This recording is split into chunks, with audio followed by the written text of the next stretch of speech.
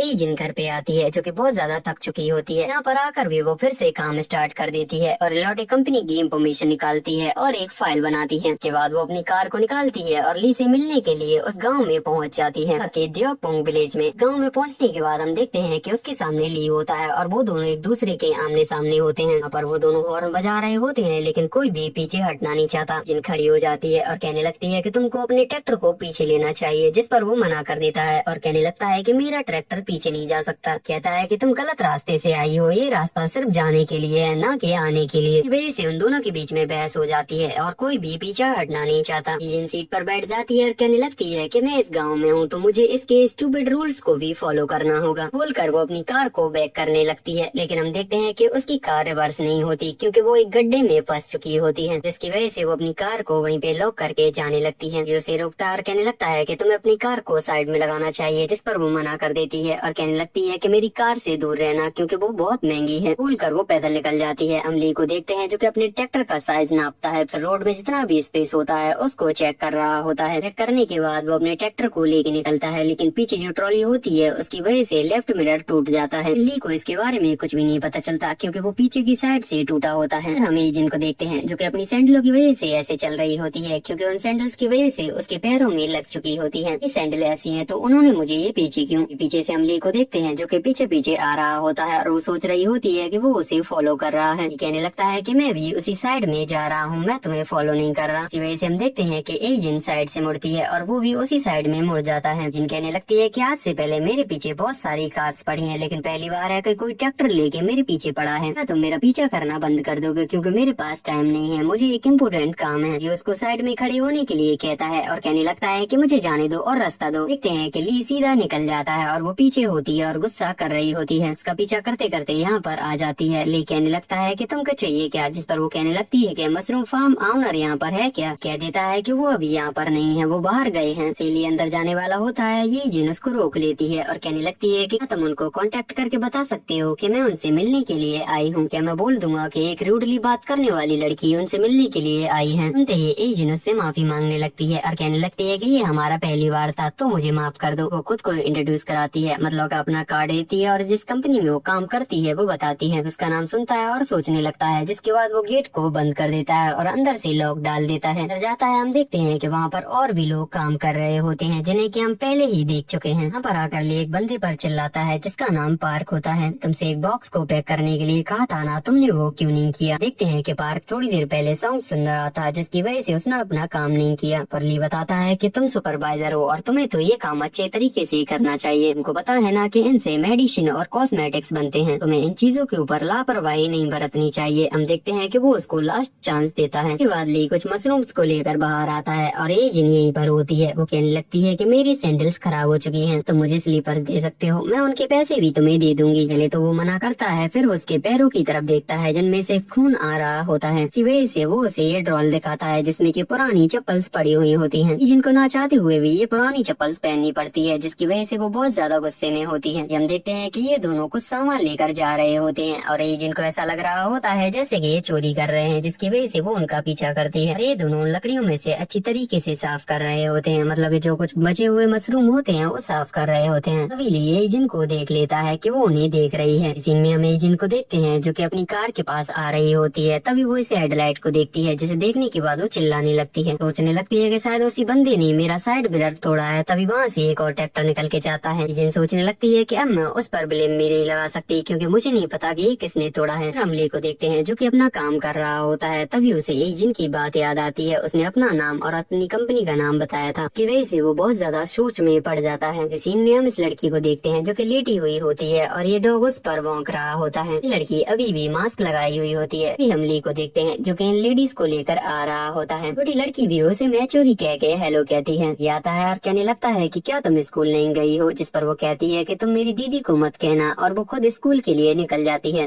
Ageing workshop में call करती है, बताते हैं कि उस जगह पर आने में उन्हें 4 घंटे लग जाएंगे, जिसकी वजह से वो सोचने लगती है कि वो बस से चली जाएगी। बस स्टैंड यहाँ से 30 मिनट की दूरी पर होता है। भी उसे आवाज सुनाई देती है और वो देखती है कि उसका साइड मिरर जो है वो पूरी तरीके से टूट चुका है। जिन उसे हाथ में लेती है और बच्चों की तरह रोने लगती है। तभी ली और ये सारी आंटियां उसके बगल से निकलती है। थोड़ी देर में जिनको याद आता है कि उसे भी उसी साइड जाना है, जिसकी वजह से वो उसे रोकने लगती है। ली उसकी आवाज सुनता है, वो पीछे मुड़कर देखता है, लेकिन वो अपने ट्रैक्टर को नहीं रोकता। वो और स्पीड बढ़ा देता है और वो उसका पीछा करने लगती है और इसी बीच गिर जाती है। सारी लेडीज उसको देख लेती है और ली को रुकने के लिए कहती है। हम देखते हैं कि ली उसके पास जाता है, पर ली एजिन के बगल से खड़ा हुआ रहता है और ये लटक रहा होता है और उसे ऐसा लगता है कि वो हाथ दे रहा है। जैसे ही उसे पकड़ती है, वो ग्लव उसकी पॉकेट से लटका हुआ था, जिसे कि वो उसकी पॉकेट में ही वापस रख देती है। बहुत ज्यादा एम्बेरसमेंट फील कर रही होती है। हम देखते हैं कि ली उसको भी ले जाने लगता है। सारी लेडीज उसे बताती है कि वो भी बस स्टैंड की तरफ ही जा रही हैं। एजिन को अपनी साइड मिरर का एक टुकड़ा मिलता है जो कि इसकी गाड़ी से मिलता है और वो समझ जाती है कि इसने ही मेरा साइड मिरर तोड़ा है। थोड़ी देर बाद ली उनको बस स्टैंड पर छोड़ जाता है और वहाँ पर बस भी आ जाती है। सभी लोग बस में चढ़ जाते हैं। तभी हम देखते हैं कि वो बस को स्टार्ट कर देता है, जिसकी वजह से सभी लोग नीचे गिर जाते हैं। ठीक कर ली अपने ट्रैक्टर को बस के आगे लगा देता है और बस में चढ़ जाता है। ड्राइवर कहने लगता है कि ये तुम क्या कर रहे हो, क्या तुम लड़ना चाहते हो। पर हम देखते हैं कि ली बड़े प्यार से बात करने लगता है और कहने कहने लगता है कि इस बस का निकलने का टाइम 2:10 का है, जाने में अभी कुछ मिनट बाकी है, तो आप इतनी जल्दी क्यों कर रहे हो? आप ये रूल्स को ब्रेक करेंगे तो क्या होगा? जिसकी वजह से हम देखते हैं कि वो आदमी मान जाता है, तभी लेडीज की हेल्प करने लगता है। हम देखते हैं कि यहाँ पर रीजिन उसको थैंक यू कहती है। बिली चलकर उसके पास आता है और उसको घूर कर देखने लगता है और एजिन की हार्ट बीट बढ़ने लगती है। कहा है कि तुम्हें यहाँ पर नहीं बैठना चाहिए। जैसे ये एजिन देखती है उसे पता चलता है कि ये बुजुर्ग लोगों की सीट है। उठ जाती है और वो सीट पर बैठ जाती है और कहने लगती है कि इसने तो मेरा पसीना निकाल दिया। एजिन ये सारी बातें एरिक को बता रही होती है। जैसे ही कॉल कट होता है वहाँ पर मिस्टर चा आते हैं जो कि जिनके बारे में इंफॉर्मेशन निकाल के आते हैं, जहाँ पर वो पहले की 2 पेजेस देखता है जिसमें कि उसका करियर बहुत अच्छा होता है। फिर वो 3rd पेज को देखता है जिसमें कि 2020 के गुड मॉर्निंग क्रीम इंसिडेंट के बारे में बताया जा रहा होता है। यहाँ पर हम मिस सॉन्ग को देखते हैं और उसके बगल से वही लेडी होती है जिसे कि हमें पहले दिखाया गया था। हमें मिस सॉन्ग को दिखाया जाता है जो कि हेड कंपनी की बॉस के बगल से बैठी हुई रहती है। लगती है कि अब हम दोनों अलायंस हैं। तो ये बताओ कि एजिन का अब क्या होगा? सोचा है कि मैं उसे लेटवाल एसेंस को लॉन्च करने दूंगी, तुम फिर से उसे कॉस्मेटिक्स बेचने दोगी। सुनकर हमें समझ आता है कि वो लड़की जो पहले दिखाई गई थी उस फोटो में वो कोई और नहीं एजिन थी। सीएनजी कहने लगती है कि तुमने भी तो 5 साल बाद अपना करियर स्टार्ट कर दिया है, तो मैं उसे चांस तो दे ही सकती हूँ। सुनकर मिस सॉन्ग कहने लगती है कि क्या तुम्हें सच में लगता है कि हम दोनों अलायंस हैं? ये बोलकर वो वहाँ से चली जाती है, बाहर आकर खड़ी हो जाती है और हमें एक फ्लैशबैक दिखाया जाता है 5 साल पहले का, कि वो गुड मॉर्निंग क्रीम का ऐड कर रही होती है और उसके बगल से कोई और नहीं एजिन होती है जो कि उसके साथ एक प्रमोशन कर रही होती है। पर वो लोग कह रहे होते हैं कि इस क्रीम को आप कोई भी लगा सकता है, आपके फैमिली मेंबर्स और आपके बच्चे भी। सीन में हम देखते हैं कि उसकी वजह से सारे लोगों को साइड इफेक्ट हो रहा होता है। सीन में हम देखते हैं कि मिस सॉन्ग अपने एक्टिंग करियर को छोड़ देती है और कहने लगती है कि मैं रिटायरमेंट ले रही हूँ और यहाँ पर वो सभी लोगों से माफी मांगती है। हम प्रेजेंट में आते हैं। अब हम अबांग को देखते हैं जो कि इलोटे कंपनी की इंफॉर्मेशन निकालता है। हमें लगता है कि इस कंपनी का जो मालिक था उसने 2 कोरियन लड़की से शादी की, दोनों के एक लड़का और एक लड़की हुई। बड़ी डॉटर है वो डिप्टी सीईओ है इलोटे की। ये जिन कहने लगती है कि तुम दोनों की गॉसिप खत्म हो गई हो तो क्या हम काम करें। के बाद हम जी युंजी को देखते हैं जो कि एक पर्स शॉप में आई होती है ताकि वो उसका ऐड कर सके और उसे बेच सके। फिर वो जिस भी पर्स को पकड़ती है ये लेडी कहने लगती है ये मैडम ये जिन ने खरीद लिया है। सुनते ही वो गुस्से में आ जाती है और वहाँ से निकल जाती है। हम इन तीनों को देखते हैं जो कि इस फोटो को देखने लगती है और यहाँ पर पहले से ही पोस्टर लगा दिए गए होते हैं। वहाँ पर जी युंजी आ जाती है जो कहने लगती है कि तुम ये क्या कर रही हो, क्या तुम मुझसे बदला ले रही हो ये करके। जिन कहने लगती है कि मैं ऐसा कुछ भी नहीं करने वाली और क्या तुम्हें डर लग रहा है। हम देखते हैं कि वहाँ पर उनकी बॉस आ जाती है।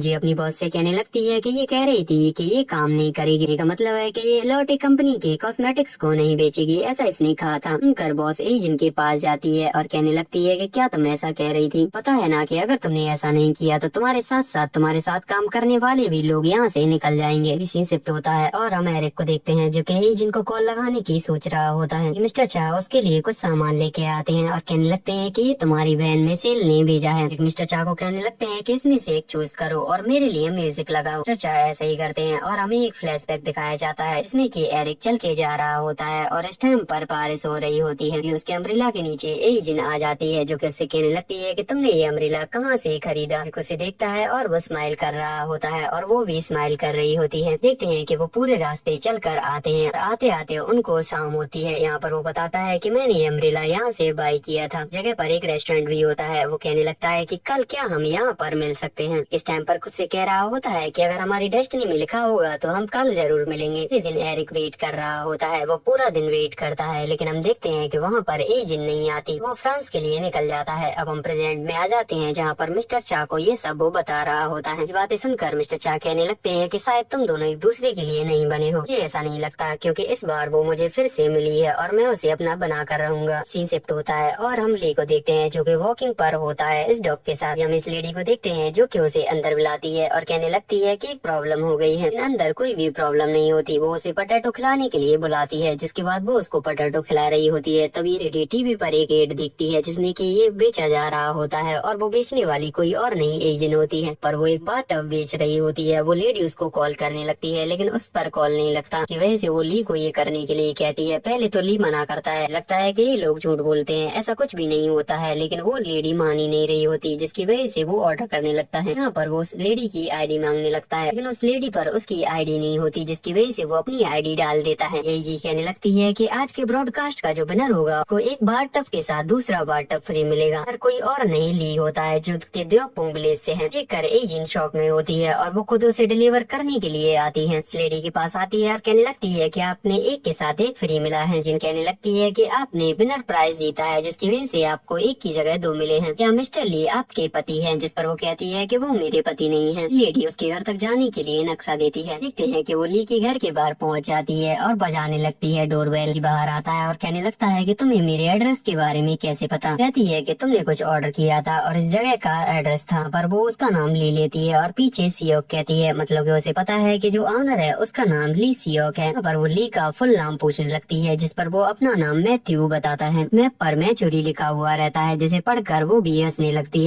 है कि ली है क्या वो तुम्हारे पिता है और क्या वही ऑनर है? क्या मैं उनसे मिल सकती हूँ? ली को देखते हैं जो कहने लगता है कि मुझे नहीं पता वो कहाँ पे गए हैं और क्या पता कब तक आएंगे, और वो मना कर देता है, मतलब कि वो झूठ बोल रहा होता है। ये जिन इस लेडी के पास वापस आ जाती है। यहाँ पर वो मशरूम फार्म ऑनर के बारे में पूछने लगती है और वो लेडी बताती है कि हाँ मैं वहीं पर काम करती हूँ। जैसे ये जिन ये सुनती है, कहने लगती है कि क्या आज रात मैं यहीं पर रुक सकती हूँ? वो लेडी यहाँ कर देती है और कहने लगती है कि मैं तुम्हारे लिए चिकन बनाऊंगी, जिसके लिए वो चिकन पकड़ने के लिए चली जाती है। ये इसमें से निकल कर भागने लगते हैं। हम ये जिनको देखते हैं जो कि एक का पीछा करती है, जो कि भागते हुए ली के घर में पहुंच जाती है। इनको समझ नहीं आ रहा होता कि वो अंदर कैसे जाए, जिसकी वजह से वो ऐसे जाती है। ली तभी अपने जूते पहनता है और वो उसे देखता है, जिसे देखकर वो डर जाता है। लगता है कि क्या ये तरीका है किसी से बात करने का? इनसे समझाती है कि यहाँ पर चिकन उड़ के आया था और मैं उसका पीछा कर रही थी। ऐसी बात है, जिसकी वजह से वो पुलिस को कॉल करता है और अपने पूरे घर में ढूंढवाता है, लेकिन उसमें चिकन नहीं मिलता। वाले आते हैं और कहने लगते हैं कि मैडम आपको पुलिस स्टेशन चलना पड़ेगा की रिपोर्ट्स लिखवाने के लिए। भाई मतलब एक मुर्गे के ऊपर रिपोर्ट कौन लिखता है यार? जिन कहने लगती है कि मैं एक स्टार हूँ, अगर मेरा आर्टिकल छपा तो मेरी भी रेपुटेशन खराब हो जाएगी। वो ली को ये वीडियो दिखाती है और कहती है कि तुमने ही मेरा साइड मिरर तोड़ा था। वैसे ली पुलिस वालों से कह देता है और वो लोग चले जाते हैं। जाने के बाद हम एजेंट को देखते हैं जो कहने लगती है या फिर तुम मुझे 10 मिलियन बॉन्ड दे दो, तुम मुझे मिस्टर ली का नंबर दे सकते हो। ली कहने लगता है कि मैं तुम्हें 10 मिलियन बॉन्ड दे दूंगा। उसके बाद वो पेपर पे उस पे लिखवाता है कि वो कभी भी मैथ्यू ली के घर पर नहीं आएगी और उसमें वो एड्रेस भी डलवाता है। हेड में हम मिस्टर बॉन्ड को देखते हैं जो कि मशरूम फार्म में आते हैं, जहाँ पर ली काम कर रहा होता है। यहाँ पर मिस्टर बॉन्ड उसको मनाने की कोशिश कर रहा होता है और कहने लगता है कि जब तक तुम नहीं मानोगे मैं तुम्हारा पीछा नहीं छोड़ूंगा। हम एजेंट को देखते हैं जो सोच रही होती है कि क्या वो कोई सेलिब्रिटी है या फिर कोई रिच है, बोल फिर वो कोई क्रिमिनल है जो कि यहाँ पर छुप कर रह रहा है। हाँ मैं यहाँ पर चिकन पकड़ने के लिए तो नहीं आई हूँ। के बाद वो ली के फार्म में पहुँच जाती है, जहाँ पर ली उसे बाहर जाने के लिए कहता है। कहने लगती है कि ये तुम्हारा नहीं है, तुम यहाँ से मुझे नहीं निकाल सकते। के बाद एजेंट इस पेड़ के पास आ जाती है, जहाँ पर वो इन मशरूम्स को देखती है, जिसे देखकर वो शौक में होती है। कहने लगती है कि ये जो फार्म है वो बहुत ज्यादा अच्छा है। ये सुनने के बाद ली खुश हो जाता है, वो उसकी तरफ बढ़ने लगता है और उसके गले पे कुछ उठाता है जो कि उस मुर्गे का पंख होता है। एजेंट अपनी पॉकेट में रख लेती है और कहने लगती है कि यहाँ पर एक बग उड़ रहा है, वो उड़ेगा ही क्योंकि ये बहुत ज्यादा नेचुरल है। जिस पर वो कहने लगती है कि मैं कैसे बिलीव करूँ। एक मशरूम को लेता है और उसको रॉ खाने लगता है। खाने के बाद हम देखते हैं कि वो अपने काम पर लग जाता है और हम देखते हैं कि वो भी इन्हें देख रही होती है और वो उसे मना नहीं करता। उस टाइम पर एक मशरूम को देखता है और वो खुश हो रहा होता है और सेम टाइम पर हम एजेंट को देखते हैं जो कि उसे देखकर खुश हो रही होती है। उसके बाद वो बाहर चली जाती है, जहाँ पर वो अपनी बॉस को कॉल करती है। लॉटे कंपनी का प्रमोशन करने के लिए हाँ कर देती है। ली के पास मिस्टर बॉन्ड का कॉल आता है और वो कॉल को कट कर देता है, जिसके बाद वो उसको फिर से डिस्टर्ब करता है और वो कह देता है कि तुमने अगर मुझे कॉल किया तो मैं अपने नंबर को चेंज कर दूंगा। ये अपने घर पे पहुंचता है, जहाँ पर वो इस एग को देखता है। को देखने के बाद वो अपनी छत की तरफ देखता है, जहाँ पर उसे यही चिकन दिखता है। उसे समझ आता है कि ये जिन उससे झूठ नहीं कह रही थी। हम एजेंट को देखते हैं जो कि इस लेडी के पास होती है, जहाँ पर वो कहने लगती है कि तुम जल्दी सो जाना। सोच रही होती है कि अभी तो 10 ही बजे हैं और वो लेट जाती है, लेकिन उसको नींद नहीं आ रही होती और ऐसे ही 12 बज जाते हैं। बाहर आकर सोने की कोशिश करती है, लेकिन उसको बाहर भी नींद नहीं आती। ली के पास मिस्टर बॉन्ड के मैसेज आ रहे होते हैं, वैसे ली अपने नंबर को चेंज कर देता है। दूसरी तरफ एजेंट को अपनी स्लीपिंग पिल्स मिल जाती है और उसे खाने के बाद वो लेट जाती है, लेकिन उसे फिर भी नींद नहीं आ रही होती, जिसकी वजह से वो अपने फोन को उठाती है और किसी को कॉल करती है। ली के पास किसी का कॉल आता है और वो सोच रहा होता है कि ये तो न्यू नंबर है, किसी के पास मेरा नंबर कहाँ से आया। वो कॉल उठा के हेलो कहता है, उधर से किसी की रोने की आवाज आती है। ये कोई और नई एजेंट होती है जो कहने लगती है कि माँ आप मेरा फोन क्यों नहीं उठा रही थी। सुनने के बाद वो बैठ जाता है। इधर हम देखते हैं कि एजेंट बहुत ज्यादा रो रही होती है। एजेंट का पास दिखाया जाता है, जहाँ पर हम देखते हैं कि वो एक लेडी का एड देख रही होती है और वो कोई और नई मिस सॉन्ग होती है, वो उनकी कॉपी कर रही होती है। तभी हम देखते हैं कि उससे एक फोटो फ्रेम टूट जाता है जो कि उसका और उसके पिता का होता है, जिनको देखते हैं जो कि रो रही होती है। तभी उसका पिता उसके पास आता है। यहाँ पर हम देखते हैं कि उसके पिता के साथ मिस सॉन्ग भी होती है। कहने लगती है कि क्या ये सच में मेरी माँ है, जिस पर वो हाँ करता है। अगले सीन में हम देखते हैं कि मिस सॉन्ग उससे मिलने के लिए आती है। यहाँ पर आकर वो कहने लगती है कि हाँ मैं तुम्हारी माँ हूँ। हम एजेंट को देखते देखते हैं जो कि उन्हें गले लगा लेती है और मिस सॉन्ग भी इस टाइम पर इमोशनल होती है। के बाद हमें कई सीन दिखाए जाते हैं जहाँ पर वो मिस सॉन्ग के साथ होती है, जिन कहने लगती है कि क्या माँ हम बाहर घूमने के लिए नहीं जा सकते, मतलब कि प्लेग्राउंड में खेलने के लिए नहीं जा सकते, जिस पर वो मना कर देती है। कहने लगती है कि मुझे बहुत ज्यादा काम है इसलिए मैं तुम्हारे साथ पार्क में खेलने के लिए नहीं जा सकती, लेकिन वो अपना नंबर उसे दे देती है। यहाँ पर वो उसको प्रॉमिस भी करती है कि वो हर संडे को उससे बातें करेगी। के बाद हम जिन को देखते हैं जो कि हर संडे अपनी माँ मतलब कि मिस सॉन्ग को कॉल करती है। जिन बड़ी होती जाती है और वो अपनी माँ को हर संडे कॉल करती है। हम देखते हैं कि उसकी माँ कभी कभी बिजी भी होती है और जल्दी कॉल को कट कर देती है।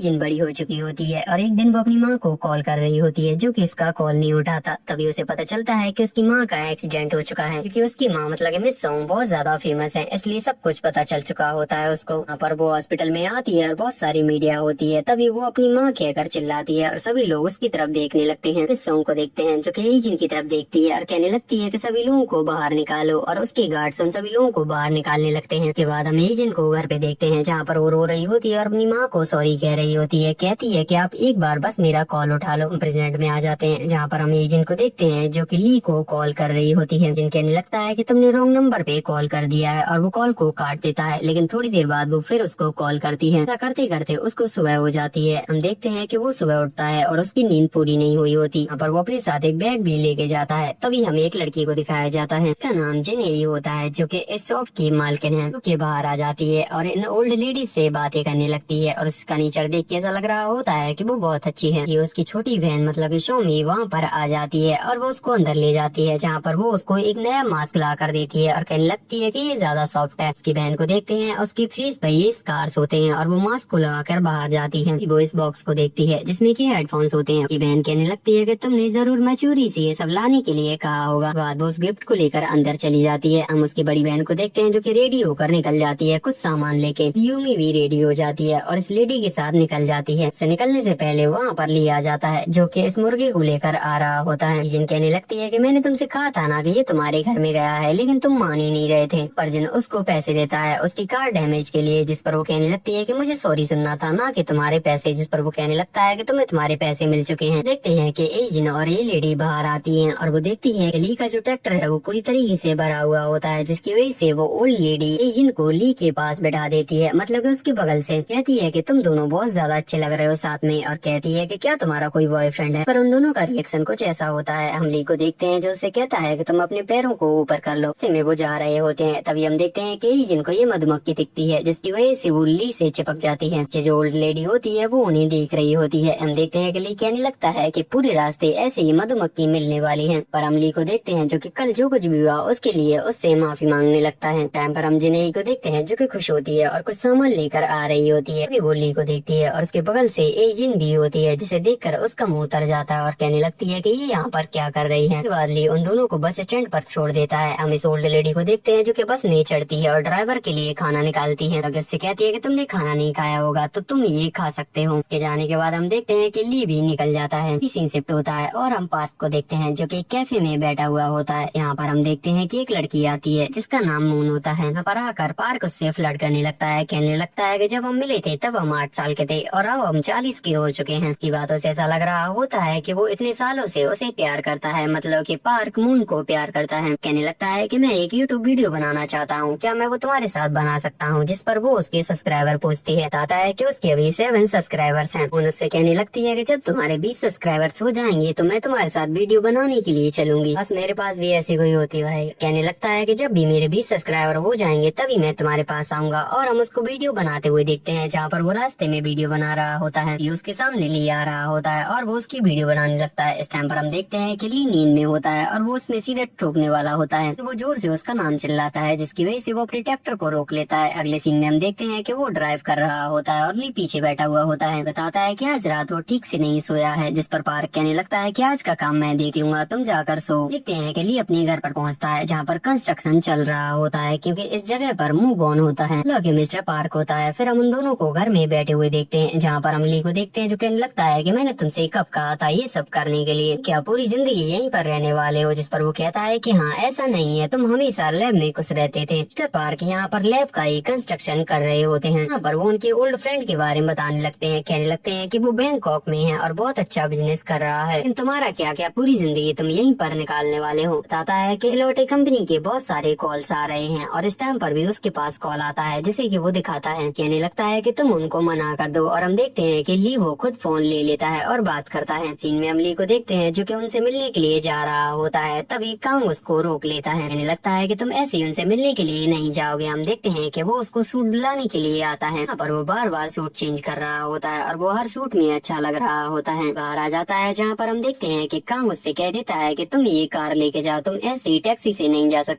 इसी में हम देखते हैं कि वो एरिक से मिलने के लिए पहुंच जाता है। यहाँ पर वो खुद का नाम बताता है, कहने लगता है कि मैं गुजुन्युक बायो का सीईओ हूँ। यहाँ पर वो अपना नाम ली हेसियोक बताता है। एरिक को भी देखते हैं जो कि अपना नाम बताता है। के बाद वो दोनों बिजनेस की बातें करने लगते हैं। एरिक को देखते हैं जो कि अपना पूरा ट्राई करता है, लेकिन ली फिर भी उसको मना कर देता है। कहने लगता है कि तुम लोगों ने पहले भी गलती कर दी है। तो उसका भरोसा पहले ही टूट चुका होता है, जिसकी वजह से वो उनको मना कर देता है और वहाँ से जाने लगता है। जाने से पहले एरिक उससे कहने लगता है कि तुम बहुत बड़ी गलती कर रहे हो क्योंकि हमारी कंपनी बहुत बड़ी है। ली के जाने के बाद वो खुद से कहने लगता है कि लास्ट लाइन बोलनी जरूरी थी क्या। के बाद एरिक एजेंट से मिलता है जहाँ पर वो बताता है कि उस कंपनी के 2 सीईओ हैं। का नाम कांग मूवॉन है और दूसरे का नाम ली हेसियोक है। ज्यादातर कंट्रोल उसी के पास रहता है, मतलब ली हेसियोक के पास, के ज्यादातर फार्म में ही काम करता है। जिस पर वो पूछने लगती है कि वो कहाँ पे है। लगती है कि मैं वहीं पर बहुत दिन से घूम रही हूँ, लेकिन मैं अभी भी उससे नहीं मिल पाई हूँ। मैं वहाँ के वर्कर से भी मिली हूँ जो कहते हैं कि वो बहुत ज्यादा खड़ूस है। लगती है तो सबसे पहले मुझे ली हेसियोक को कन्विंस करना पड़ेगा। इसके लिए देखते हैं कि एरिक पूरी कन्वर्सेशन में हंस रहा होता है। इन कहने लगती है कि हमें हमारा प्लान बी का यूज करना पड़ेगा। एरिक को देखते हैं जो कि उसकी तरफ अभी भी हंस रहा होता है और कहने लगता है कि क्या सच में मैं तुम्हें याद नहीं हूँ। इन उसको बताती है कि वो उसे याद है, उस दिन वो नहीं आ पाई इसलिए वो उसको कुछ बताना नहीं चाहती। इनके लिए वो सॉरी भी कहती है। यहाँ पर वो कहने लगता है कि छोड़ो कोई बात नहीं है, तुम मुझे बता सकती हो कि उस दिन तुम कहाँ बिजी थी। अभी हम काम पे फोकस कर सकते हैं। अगले सीन में हम एजेंट को अपने दोनों को वर्कर के साथ देखते हैं जहाँ पर वो इन दोनों का पता लगाने के लिए बैठे हुए होते हैं। का तो उन्हें पता चल चुका होता है कि मूव ऑन कौन है। दूसरे बंदे के बारे में उन्हें कोई भी इंफॉर्मेशन नहीं होती। यहाँ पर वो कहने लगता है कि एक यहाँ पे रहकर इस कंपनी को चलाता है और दूसरा फार्म को। एजेंट स्टर्लिंग को देखती है, मतलब कि इस कैप को देखती है। सेम टाइम पर हम ली को देखते हैं जो कि एक घर के बाहर कुछ राइस को छोड़कर जाता है। वो अपार्टमेंट किसी और का नहीं, इसी बस ड्राइवर का होता है जिसके पास कुछ पैसे भी नहीं थे। तभी वो उस आंटी के खोले हुए उस पैकेट को देखता है, मतलब इस पॉलिथीन को जहाँ उसने कहा था कि उसमें खाना है, लेकिन वो देखता है कि उसमें पैसे होते हैं। लिखा हुआ रहता है कि तुम अपने बच्चे का अच्छे से ध्यान रखना, और ये देखकर वो इमोशनल होने लगता है। तभी उसकी बीवी गेट ओपन करती है। दिन हम देखते हैं कि बस भला आता है और सभी लेडीज बैठी हुई होती है। यहाँ पर हम देखते हैं कि वो सभी लेडीज से माफी मांगता है उस दिन के लिए। कहने लगता है कि अब मैं टाइम से ही बस को चलाया करूंगा और कभी भी ओवर स्पीड में नहीं चलाऊंगा। इस टाइम पर वहीं पर होता है और वो भी ये सब देख रहा होता है। सीन शिफ्ट होता है और हम एजेंट को देखते हैं। यहाँ पर हिट के बहुत ज्यादा सब्सक्राइबर्स हो चुके होते हैं, जिसकी वजह से वो वीडियो बना रही होती है। उस वीडियो के दिखाने के लिए वो सर्विस सेंटर पे पहुंच जाती है, मतलब हिट के सर्विस सेंटर पे, और यहाँ पर वो लोगों से बात करने लगती है। जिसका भी कॉल आता है वो सारे लोग उससे उल्टी सीधी बातें कर रहे होते हैं, मतलब उसके प्रोडक्ट खराब होने की। सबसे लास्ट में उसके पास ली का कॉल आता है। कहने लगता है कि तुमने जो मशीन भेजी थी वो बिल्कुल भी वर्क नहीं कर रही है। हमें ये सीन दिखाया जाता है जहाँ पर हम ली को देखते हैं जो कि उस लेडी के पास उसको लेके आता है और अपने घर पे लेके आ चुका होता है। यहाँ पर एजेंट पहले ही अपना नाम उसको बता चुकी होती है। वो कहने लगता है कि अब मैं इसकी चेयर बना रहा हूँ, क्या करूँ मैं इसका। इधर एजेंट उसका नाम देखती है जिसका नाम ली हेसियोक होता है। यहाँ पर वो उसकी लोकेशन भी देख लेती है। तभी उसे याद आता है कि एरिक ने भी उसका नाम बताया था। इनको याद आता है कि जब वो ली हेसियोक के घर पे गई थी तो वहाँ पर उसे ली मिला था, मतलब कि मैथ्यू। वो समझ जाती है कि मैथ्यू ही ली हेसियोक होता है। हम देखते हैं कि वो जानने लगती है, लेकिन पास्ट की चीजों को याद करती है। लगती है कि क्या मैं इस चीज के लिए उसको मना पाऊंगी या नहीं। कहने लगती है कि चलो देख लेते हैं, और वो उसके घर पर पहुंच जाती है। पर आकर वो कहने लगती है कि तुमने अभी अभी कॉल किया था, मैं उस चीज को देखने के लिए आई हूँ। उसके बाद वो उसको देखने लगती है। यहाँ पर वो बताने लगती है कि तुमने गलती की है, इसके ऊपर टॉवल रखना पड़ता है 20 मिनट के लिए। लगती है कि ये मशीन बिल्कुल ठीक है। तभी वो कहने लगती है कि अगर तुम्हें बिलीव ना हो तो तुम वो दूसरी मशीन भी यूज कर सकते हो। की वजह से वो दोनों अलग अलग मशीनों को यूज कर रहे होते हैं। वो मशीन वर्क कर रही होती है, मतलब ली के सर से पसीना आ रहा होता है और वो उसको दिखा रही होती है। ली कहने लगता है कि मेरे घर में वैसे ही गर्मी लगती है और ये ऐसे ही आ रहा है। हम देखते हैं कि एजेंट उसके पास पहुंच जाती है और उसकी टी शर्ट निकालने में जबरदस्ती करने लगती है। हम देखते हैं कि इस टाइम पर वो गुदगुदी करना स्टार्ट कर देती है, जिसकी वजह से वो जोर जोर से हंसने लगता है। वो एकदम से रुक जाते हैं क्योंकि वो दोनों एक दूसरे के हाथ पकड़े हुए होते हैं और बहुत ज्यादा क्लोज होते हैं। इसकी वजह से उस मशीन का टेम्परेचर कुछ ज्यादा ही बढ़ जाता है। लेकिन में हम देखते हैं कि वो दोनों बैठे हुए होते हैं और ली ने उसके लिए चाय भी बनाई होती है। यहाँ पर एजेंट कहने लगती है मुझे पता चल चुका है आप कौन हो, और वो खुद को उसके सामने इंट्रोड्यूस कराती है। और अगले ही सीन में हम देखते हैं कि वो उसको घर से निकाल देता है। के बाद वो इस डॉग के पास पहुंच जाती है और वो भी इसको इग्नोर कर रहा होता है। तभी वहाँ पर ये ओल्ड लेडी आ जाती है जो कहने लगती है कि इंसान हो या जानवर, किसी को काम कराने से पहले उसको खिलाना पिलाना पड़ता है, तो मुझे उसको पहले खिलाना होगा। देखते हैं कि वो फिर से उस लेडी के घर पर रुक जाती है। साइड में हम एजेंट को देखते हैं जो कि एजेंट के दिए हुए इस फाइल को देख रहा होता है, मतलब इस कॉन्ट्रैक्ट फाइल को, जिसको वो डस्टबिन में डाल देता है। इधर एजेंट फिर से स्लीपिंग पिल्स लेती है और सो जाती है और रात में वो फिर से उठती है और उसको कॉल करती है, मतलब ली के नंबर पे। ये बहुत गहरी नींद में होता है जिसकी वजह से वो कॉल को नहीं उठाता। हम देखते हैं कि एजेंट सुबह उठती है और ये लेडी बताती है कि वो फार्म जा रही है, की वजह से वो भी रेडी हो जाती है और लोगों के साथ जाने लगती है, जहाँ पर वो फार्म में आने से पहले एंटर कर रही होती है। ली को देखते हैं जो कि सभी लोगों को ग्लव्स दे रहा होता है। तभी वो उसको रोक लेता है और कहने लगता है कि तुम यहाँ पर क्या कर रही हो। देखते हैं कि अंदर से वो ओल्ड लेडी उसे बुलाने लगती है, जिसकी वजह से वो जबरदस्ती फार्म में घुस जाती है। हम के अंदर हम मिस्टर पार्क को देखते हैं जो कि सभी लोगों को मोटिवेट कर रहा होता है। रामली को देखते हैं जो कि इसे काम करते हुए देखता है। घंटे बाद हम देखते हैं कि उनका काम खत्म हो जाता है और ली एजेंट से कहने लगता है कि तुमने अच्छा काम किया। दोनों बाहर साथ में जाने लगते हैं, जहाँ पर वो कहने लगती है कि मुझे तुमसे कुछ 5 मिनट बात करने दो बस। पर वो उस कंपनी के कॉन्ट्रैक्ट को रिन्यू करने की बात करने लगती है, कहने लगती है कि एक बार तुम करके तो देखो। उनके यहाँ पे कोई भी इशू नहीं है, जिस पर वो कहने लगता है कि वो पहले ही हमारे रूल्स को ब्रेक कर चुके हैं और अब मैं फिर से वो रिन्यू नहीं करूंगा। एजेंट को देखते हैं जो कि बक बक करते हुए उसके घर तक पहुंच जाती है, लेकिन जैसे ही वो घर में कदम रखने वाली होती है उससे पहले ली उसको कह देता है कि अगर तुम कदम रखोगी तो मैं पुलिस को कॉल कर दूंगा। इस गेट को बंद करने लगता है और वो दूसरी साइड से धक्का देने लगती है, जिसकी वजह से गेट एकदम खुल जाता है। हम एजेंट को देखते हैं जो कि ली को पकड़ लेती है, मतलब कि वो गिरने वाली होती है, जिसकी वजह से वो उसे पकड़ लेती है, लेकिन वो उसके घर में एंटर नहीं कर सकती, इसीलिए वो उसका सहारा लेके खुद को पीछे की तरफ धक्का देती है, जिसकी वजह से वो रोड पर गिर जाती है और उसके हाथ में लग जाती है। इसके बाद ली उसको डॉक्टर के पास ले आता है, जहाँ पर वो दोनों बाहर आ चुके होते हैं। जिन कहने लगती है कि आज रात 11 बजे मेरा प्रोग्राम है और मुझे वो करना है और मेरे हाथ में दर्द होगा। बेड में 11 बज चुके होते हैं और हम ली को देखते हैं जो कि उसका ये प्रोग्राम देख रहा होता है और यूमी जिस प्रोडक्ट को बता रही होती है वो एक एक्सरसाइज मशीन होती है जो कि हाथ वाली होती है। हम देखते हैं कि ली उसे गौर से देखता है, उसे समझ आता है कि उसके दर्द हो रहा है। इसके बाद ली डस्टबिन में से उस फाइल को निकालता है। तभी हम देखते हैं कि वो बाहर जाता है, जहाँ पर जिन्हें खड़ी हुई होती है। ये गेट को ओपन करता है, जहाँ पर हम देखते हैं कि जिन्हें उसे पैसे देती है और कहने लगती है कि ये पैसे हैं किराए के। पर वो गुस्सा कर रही होती है और कहने लगती है कि तुम्हें चैरिटी करने की जरूरत नहीं है। सबसे लास्ट में वो कहने लगती है कि वो यहाँ पर क्या कर रही थी, मतलब कि यहाँ पर वो एजेंट की बात करने लगती है। हमें एजेंट को दिखाया जाता है, जहाँ पर यूनजी उसके पास आती है और उसको हाथ को खींचती है। कहने लगती है कि मिस सॉन्ग उस प्रोडक्ट के ऊपर बहुत सालों से काम कर रहे हैं और तुम्हारी वजह से वो नहीं बिकेगा। एजेंट कहने लगती है कि अगर उनका प्रोडक्ट अच्छा होगा तो वो बिकेगा, क्योंकि लोग उसको खरीदेंगे। यूनजी से कहने लगती है कि तुम्हें प्रोडक्ट की जांच करनी चाहिए, ना कि मेरी। यहाँ पर जी यूनजी उसको भला बुरा बोलकर चली जाती है। रामली को देखते हैं जो कि मूव ऑन को कॉल करता है और कहने लगता है कि मुझे अदर क्लाइंट्स की लिस्ट भेजो। सीन शिफ्ट होता है और हम एजेंट के पिता को देखते हैं, जहाँ पर वो एजेंट के घर पे होता है और उसके लिए खाना बना के फ्रीज में रख रहा होता है। एजेंट वहाँ पर आ जाती है। उसका पिता कहने लगता है कि तुमको खाना खा लेना चाहिए, जिस पर वो मना कर देती है। कहती है कि मैंने आपको कई बार मना किया है, मेरे लिए खाना बना के मत रख के आया करो, बहुत ज्यादा वेस्ट होता है। पर वो कहने लगते हैं कि खाना तो वेस्ट होता है, लेकिन तुम्हारे फ्रीज में हमेशा खाना होता है, जब भी तुम भूख लगे तुम खा सकती हो। पर एजेंट अपने पिता के ऊपर गुस्सा करने लगती है, कहने लगती है कि आपको हमेशा ऐसा क्यों लगता है कि मैं एक छोटी बच्ची हूँ। छोटी बच्ची हो क्या? हमें पास्ट का फ्लैशबैक दिखाया जाता है, जहाँ पर हम एजेंट को देखते हैं जो कि गुस्से में जा रही होती है और कह रही होती है कि मैं सभी लोगों को बता दूंगी कि मेरी माँ मिस सॉन्ग है और उन्होंने मुझे अबेंडन कर दिया है। वो जाने लगती है, तभी उसके पिता उसे रोकते हैं, उसको बताते हैं कि मैंने उसको मना किया था कि वो तुम्हें कॉल ना करे, क्योंकि उसकी वजह से तुम पहले ही बहुत परेशान हुए थे। मैं नहीं चाहता था कि उसकी वजह से तुम फिर से हर्ट हो, इसलिए मैंने उसको कॉल करने के लिए मना कर दिया। वो तो तुम्हें कॉल करना चाहती थी। देखते हैं कि एजेंट अपने पिता के ऊपर गुस्सा करने लगती है और कहती है कि तुम्हें ये सब करने की जरूरत क्या थी। अब हम प्रेजेंट में आ जाते हैं, जहाँ पर उसके पिता सॉरी कह रहा होता है, लेकिन एजेंट अपने रूम में चली जाती है। हमें नाइट का सीन दिखाया जाता है, जहाँ पर वो फिर से उठ जाती है। उठने के बाद वो फिर से ली को कॉल करती है। ली कॉल को उठाता है और फिर से कहती है कि माँ मैं बहुत याद कर रही हूँ आपको। और वो कुछ कहने की कोशिश भी करता है, लेकिन वो तभी कहती है कि आपने मेरा शो देखा था क्या, और वो अपना नाम भी बताती है। वजह से ली उसका नंबर चेक करने लगता है। वो कहने लगता है कि तुम मुझे कॉल क्यों कर रही हो। जिन इस टाइम पर नींद में होती है और वो चलकर जाती है और गेट को ओपन कर लेती है। कहने लगता है कि क्या तुमने ड्रिंक किया है, तुम सच बताओ तुम ये क्या कर रही हो। जिन इस टाइम पर खुद को पता नहीं क्या क्या बोल रही होती है। ये कुछ गिरने की आवाज आती है और कॉल कट जाता है। हम देखते हैं कि वो फिर से उसे कॉल करता है और उसका कॉल नहीं लगता। वजह से ली अपना काम करना स्टार्ट कर देता है, लेकिन वो एजेंट के बारे में सोचने लगता है, मतलब उसने पहले भी कॉल किया था और वो उसे आई मिस यू मॉम कह रही थी। वो लगता है कि कुछ न कुछ तो गड़बड़ है और हम देखते हैं कि वो वहाँ से निकल जाता है। मैं आपको बता दूं कि इस टाइम पर ली गाँव में नहीं होता, वो वही सिटी में होता है। एजेंट अभी भी नींद में होती है और उसकी उंगली में लग गई होती है, जिसकी वजह से वो बाहर निकल जाती है। मतलब कि वो इस स्टोर की तरफ जा रही होती है। यहाँ पर वो स्लीप वॉकिंग कर रही होती है, तभी उसकी लेफ्ट साइड से एक कार आती है, लेकिन वो उसे नहीं देख रही होती। सही कार उसमें हिट होने वाली होती है, तभी हम देखते हैं कि वहाँ पर ली आ जाता है, जो कि उसको बचा लेता है। इसके बाद हम ली को देखते हैं, जो कि एजेंट के ऊपर चिल्ला रहा होता है कि तुम्हें क्या हो गया है, क्या तुमने ड्रिंक किया है। लेकिन वो फिर से जाने लगती है। एजेंट अभी भी नींद में होती है। हम देखते हैं कि ली उसे देखता है, उसे खुद का एक सीन याद आता है। मतलब कि पास्ट का हमें एक सीन दिखाया जाता है, जहाँ पर हम ली को देखते हैं, जो कि ऐसे पड़ा हुआ होता है, उसके पैरों में भी चोट लगी हुई होती है। यहीं पर खड़ी रहो, मैं जल्दी से आता हूँ। हम देखते हैं कि ली इस स्टोर पर पहुँच जाता है, जहाँ पर वो कुछ बैंडेजेस बाई करता है और स्लीपर्स भी। स्लीपर्स को लाके उसको पहना देता है। हम देखते हैं कि वो पहन कर फिर से जाने लगती है। ली इस टाइम पर सोच रहा होता है कि वो उसका रिप्लाई क्यों नहीं दे रही। इसी वजह से ली उसका पीछा करते जाता है। एजेंट अपनी बिल्डिंग के नीचे पहुंच जाती है, जहाँ पर वो इसमें पासवर्ड डाल रही होती है, लेकिन वो गलत पासवर्ड डालती है। ज़ॉम्बी की तरह वो इससे टकराती है। ली उसको देखता है, दूसरी बार वो फिर से टकराने वाली होती है, लेकिन ली अपना हाथ आगे रख देता है, कि उसका सर उसके हाथ से टकरा जाता है। हम एजेंट को देखते हैं, जो कि फिर से पासवर्ड डालती है, लेकिन इस बार वो सही पासवर्ड डालती है और एंटर करती है। ली उसको अभी भी फॉलो कर रहा होता है। इस टाइम पर वो लिफ्ट में होता है। यहाँ पर हम देखते हैं कि वो बटन दबा देती है ऊपर जाने के लिए।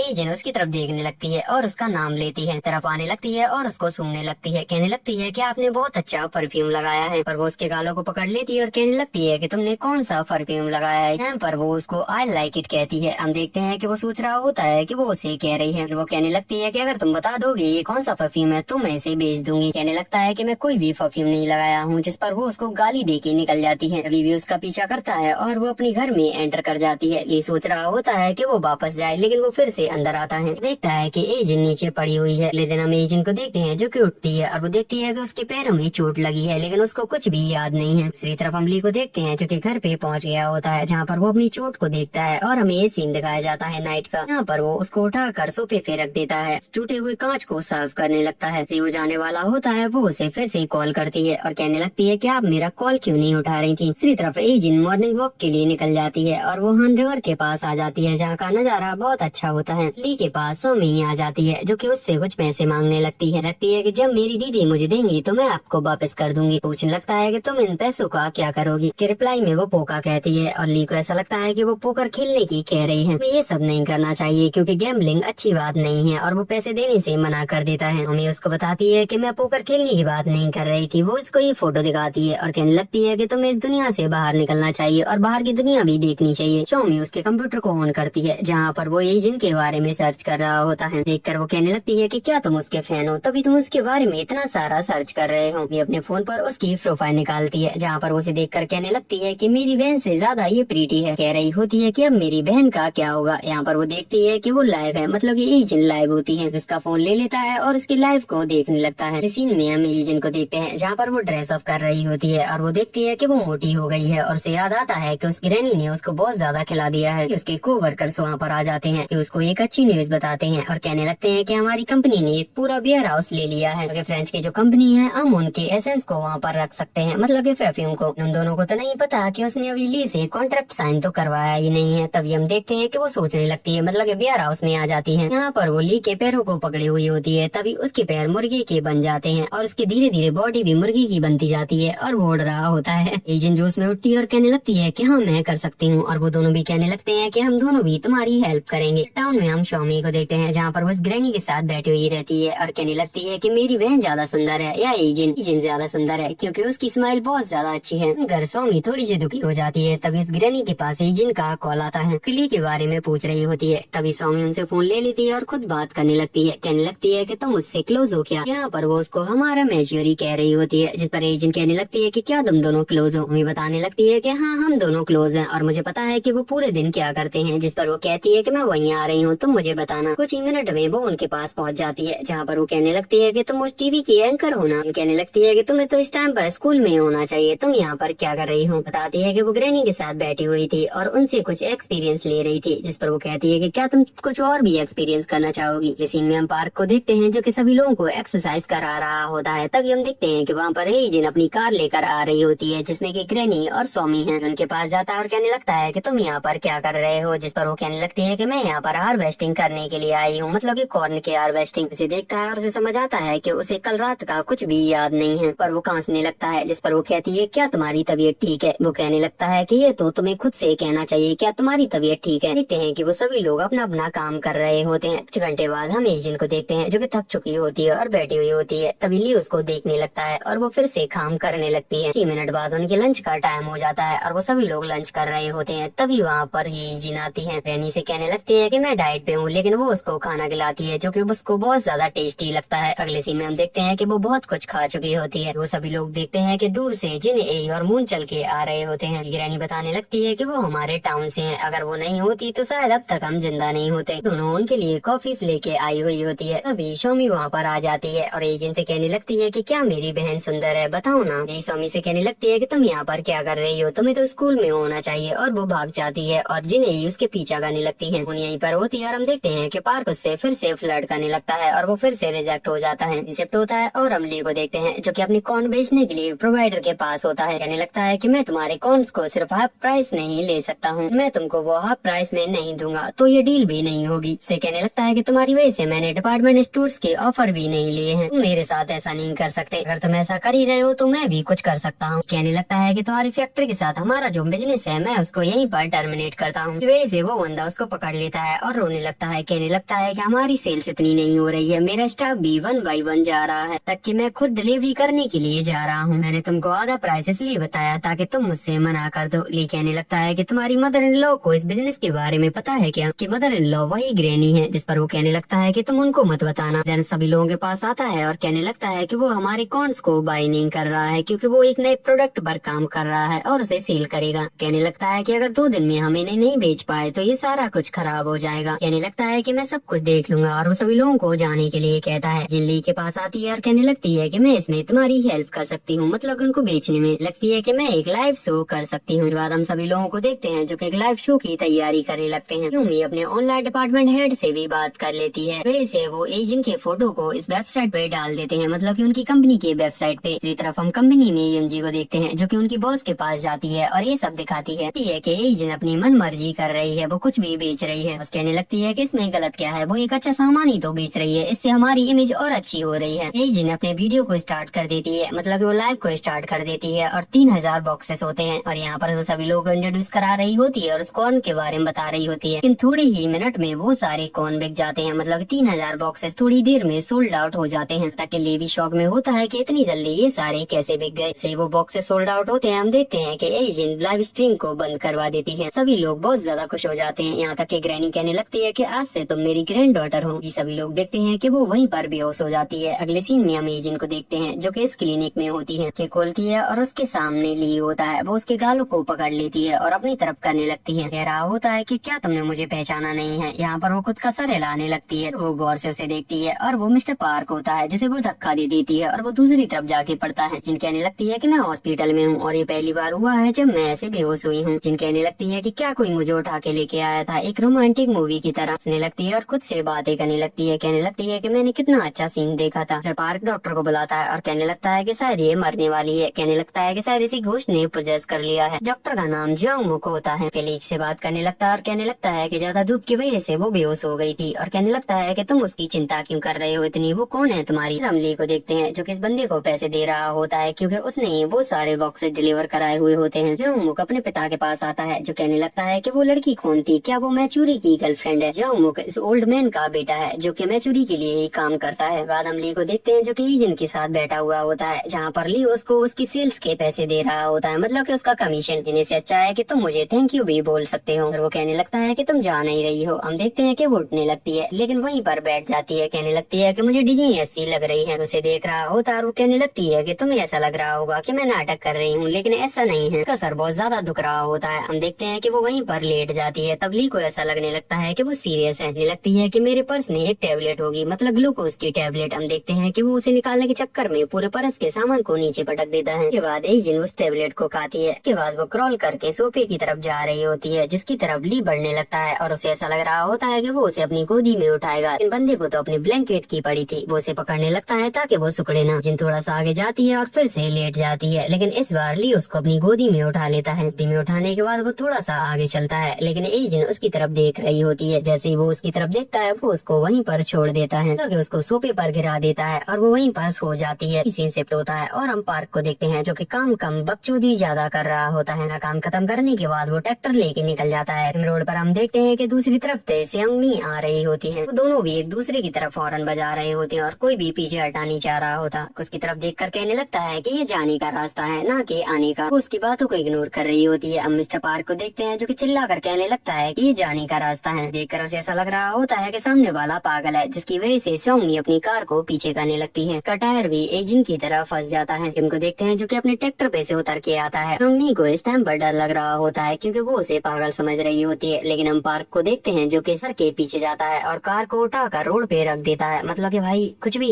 के बाद पार्क सेयोंगमी के सामने आता है और वो बस उसे देख ही रही होती है। सोच रही होती है कि ऐसा कोई कैसे कर सकता है। वो उसको बस देख ही जा रही होती है, मतलब उसकी बॉडी को। फिर वो कहने लगती है कि मैं ये क्या कर रही हूँ, भालू के दिखने जैसे बंदे को मैं क्यों देख रही हूँ। हम मिस्टर पार्क को देखते हैं जो कहने लगता है कि तुम्हें बैक करना नहीं आता तो तुम यहाँ से जा सकती हो। एजिन भी रेस्ट कर चुकी होती है और वो बाहर आती है। यहाँ पर आकर वो कहती है कि मैंने तुम्हारे लिए एक फाइल छोड़ी है, तुम उसको देख लेना। सेयोंगमी गेट पर उसको लेने के लिए आ जाती है, जहाँ पर सेयोंगमी उससे बात करने की कोशिश करती है लेकिन वो करने नहीं देती। ली हाउस के अंदर जाता है जहाँ पर उस फाइल के ऊपर एक नोट लगा हुआ रहता है जिसमें लिखा हुआ रहता है कि मैं कौन से ज्यादा उस एसेंस को अच्छी तरीके से सील कर सकती हूँ। में हम एजिन और सेयोंगमी को देखते हैं। सेयोंगमी बहुत ज्यादा गुस्से में होती है और कह रही होती है कि उस बंदे ने पूरा दिन तुमसे काम कराया, वो कितना ज्यादा बेकार है। जिन कहने लगती है कि नहीं वो ऐसा नहीं है, वो बहुत अच्छा है। सेयोंगमी उसको उसके घर तक छोड़ देती है। हम एजिन को देखते हैं जो कि अपनी बिल्डिंग में नहीं जाती। वो कहने लगती है कि मुझे शायद कॉफी पीनी चाहिए। इसी में हम एरिक के पीए को देखते हैं जहाँ पर वो इस कॉफी शॉप में होता है। तभी वो यहाँ पर जिनको देख लेता है और ये बात जाकर एरिक को बता देता है। एरिक कहने लगता है कि तुम अब घर पे जा सकते हो, मुझे कहीं पर जाना है। लगे वो भागते हुए एजिन के पास पहुँच जाता है जहाँ पर वो कहने लगता है कि तुम यहाँ पर क्या कर रही हो। कहने लगती है कि मैं यहाँ पर कॉफी पीने के लिए आई थी और तुम्हें भी ट्राई करनी चाहिए। हम देखते हैं कि वो दूसरी टेबल पर जाकर बैठ जाता है। टाइम पर वो पीछे मुड़ मुड़ के देख रहा होता है। थोड़ी देर जैसे वो फोन को स्क्रॉल करता है वो वहाँ से जा चुकी होती है और वो बाहर आ जाता है। फिर बारिश होनी स्टार्ट हो जाती है। हम देखते हैं कि एक अम्ब्रेला आता है जो कि कोई और नहीं एजिन लेके आती है। कहने लगती है कि हमारा हिस्सा बराबर हुआ और वो उसे देखकर फिर से स्माइल करने लगता है। दोनों साथ में चलकर जा रहे होते हैं। एरिक कहने लगता है कि क्या तुम मुझे खाने की ट्रीट नहीं दोगे, जिस पर वो कहने लगती है कि जब तुम चाहो हम अभी चल सकते हैं। एजिन कहने लगती है कि तुम्हें क्या खाना है। एरिक एक डिश का नाम बताता है। एजिन को देखते हैं जो कि उसको सीधा सीधा बोल देती है कि मैं अपने काम करने वालों के साथ डेट पर नहीं जाती। जब भी मैं ऐसा कुछ करती हूँ मैं अपना काम और अपने रिलेशनशिप दोनों को खो देती हूँ। फिर हम दोनों काम पर फोकस करते हैं। तभी सीन शिफ्ट होता है और हम ली को देखते हैं जो कि अपनी ब्लैंकेट को सही कर रहा होता है। उसे ये पैकेट मिलता है जिसमें कि ये टैबलेट्स होती हैं, मतलब स्लीपिंग पिल्स होती हैं। इसी तरफ हम एजिन को देखते हैं जहाँ पर वो अपनी कार को सही करा लेती है। तभी उसके पास ली का कॉल आता है। कहने लगता है कि शायद तुम्हारा सामान मेरे पास रह गया है। वो अपने बैग को चेक करती है और कहने लगती है कि मैं वो अभी लेने के लिए आ रही हूँ। लेट होने की वजह से ली उसको कहने लगता है कि आधे रास्ते तक मैं आ जाऊंगा, तुम आ जाओ। देखते हैं कि ली खुद के फोन का यूज नहीं करता, वो किरानी के फोन से कॉल करता है। ऐसा इसलिए क्योंकि एजिन के फोन में उसका नंबर मोम के नाम से सेव है। जाने से पहले इन टैबलेट्स को देखता है जिनमें लिखा हुआ रहता है कि उन टैबलेट्स को कम क्वांटिटी में कंज्यूम करना है। भी उसके पास पार्क का कॉल आता है जो कहने लगता है कि इमरजेंसी हो गई है। हम देखते हैं कि वो भागकर फार्म में पहुंचता है। कहने लगता है कि जब मैं यहाँ पर आया तो चारों तरफ पानी था, ह्यूमिडिटी कंट्रोल की वजह से ये सब हुआ है। और कहने लगता है कि जल्दी से इनको बाहर ले चलो और हमें इन पे स्प्रे करना होगा। दूसरी तरफ हम एजिन को देखते हैं जो कि यहाँ पर आ चुकी होती है और अपनी कार को लॉक कर देती है। यहाँ पर हम देखते हैं कि वो चलकर जा रही होती है, तभी इस लेडी से टकरा जाती है। यहाँ पर वो अपनी की को जेब में रख रही होती है जिसकी वजह से वो की उसकी जेब में नहीं जाती, वो डस्टबिन के नीचे चली जाती है। सही वो वापस आती है, वो देखती है कि उसकी कार की गिर चुकी है। की वजह से वो उसको हर जगह ढूंढने लगती है। दूसरी तरफ हम ली को देखते हैं जो कि इसको क्लीन कर चुका होता है और वहाँ से निकल जाता है। एजिन अकेली बैठी हुई होती है और बारिश भी हो रही होती है और धीरे धीरे लाइट भी बंद हो जाती है। एजिन को देखते हैं जो कि डरने लगती है और ऐसे ही बैठी रहती है। हमें बहुत सारे सीन्स दिखाए जाते हैं जहाँ पर वो अपनी माँ का वेट कर रही होती है। वो कह रही होती है कि माँ ने कहा था कि वो आएंगी और वो रो रही होती है और प्रेजेंट में भी वो रो रही होती है। भी वहाँ पर हमारा हीरो ली आता है जो कि उसकी तरफ आने लगता है। एजिन उठती है और उसको सीधा गले लगा लेती है। ये भी उसको पीछे से थपथपा रहा होता है। अगले सीन में हम देखते हैं कि वो दोनों थोड़े दूर दूर बैठे हुए होते हैं। थोड़ी देर पहले जो कुछ भी हुआ था उसकी वजह से ऐसा हुआ है। पर वो कहने लगता है कि मुझे माफ कर दो क्योंकि मैं लेट हो गया। कहने लगती है कि क्या तुम वो लेके आए हो, जिस पर वो कहने लगता है कि हाँ। वो उसको एक ही टैबलेट की पाउच देता है। लगता है कि एक दिन में सिर्फ तुम एक ही लोगी और डेली डेली मैं तुम्हें ये देने के लिए आऊंगा, मतलब कि हर रोज हम मिलेंगे। हमें ये फ्लैशबैक दिखाया जाता है जहाँ पर हम एजिन को देखते हैं कि सो रही होती है और फोन पे कह रही होती है कि माँ मैं एक गाँव में जा रही हूँ जहाँ पर मैं एक बंदे से मिली थी कि बहुत ही ज्यादा खड़ूस है। देखते हैं कि इस टाइम पर ली भी उसके सामने होता है और वो ये सब सुन रहा होता है, मतलब कि उसने उसी को कॉल किया होता है। जिन कह रही होती है लेकिन जब भी मैं उसके पास होती हूँ तो मुझे ऐसा लगता है कि सब कुछ सही होगा। ये सब सुन रहा होता है और इस टाइम पर वो सो चुकी होती है। है वो कॉल को कट कर देता है और उसके रूम से ही चला जाता है। हम इस सीन पर आ जाते हैं जहाँ पर वो दोनों